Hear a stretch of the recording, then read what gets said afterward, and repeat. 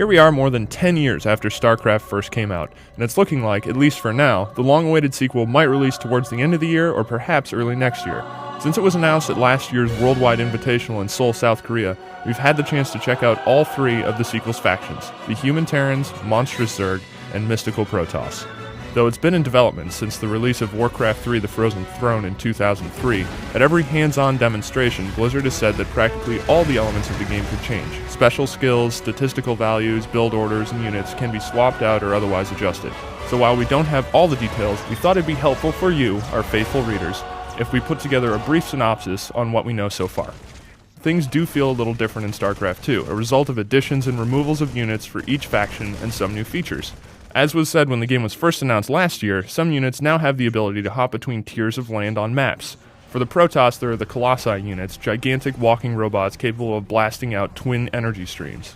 With their long, segmented legs, they can traipse across tiers of land, adding a new dimension of tactics to the gameplay. The Terrans have Reapers, a new kind of infantry unit that can use jump jets to hop between land tiers. And the Zerg don't have a unit that you can point to and say, there's their equivalent. And that's just fine, because the asymmetry between the races is what made StarCraft such an impressive game to begin with. Those kinds of differences seem to be maintained for the sequel. And just so you don't get the wrong idea, the Reaper and Colossus are, in fact, vastly different units, with the Colossus being a heavy assault bot, and the Reaper being best for hit and runs. Across the three races, it seems the Zerg and Protoss have changed the most since the original.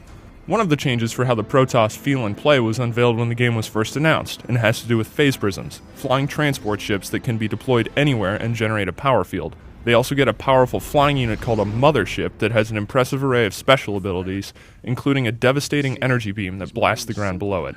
The Protoss still maintain their basic characteristics too, with every unit being protected by regenerative shields. The Zerg's base operations have shifted rather significantly with the addition of the Queen unit. Instead of having you set up air and ground defense structures, all these defense considerations revolve around her. She can be upgraded as well. As your central base structure evolves from hatchery to lair to hive, the Queen actually grows in size and gains the power to heal buildings, tunnel to different areas of the map covered by creep, which is the slimy substance that serves as a carpet for any Zerg encampment, and trigger base structures to attack intruders. The Zerg transport system has also been revamped. You can now load Nidus worms with units and move them around the battlefield, and they can be set up as a Nidus canal exit at targeted spots, which connects with the rest of your canal network. For the Terrans, those who played the StarCraft Brood War expansion may be dismayed at the lack of a medic unit. Troop healing is now controlled through the medevac dropships, which can also cart infantry around the battlefield. The flame-throwing Firebat infantry have also been removed. But other classic Terran units like the massive flying battlecruisers and siege tanks make a return, along with a few new ones. Most eye-catching is the massive Thor unit, a giant walking tank capable of doling out large degrees of punishment on your enemies. There's also a Viking, a transformer of sorts that can rapidly shift between an airborne fighter or walking assault mech.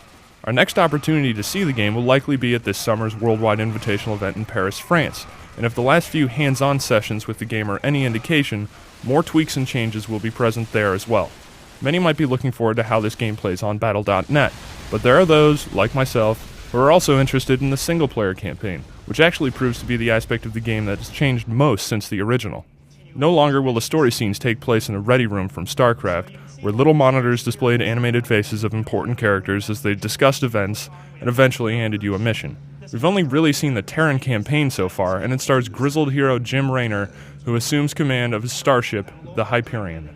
The way things work in StarCraft 2 is you'll actually get to control Raynor on a ship, moving from the bridge to the engineering decks through a kind of point-and-click interface similar to that of traditional adventure games.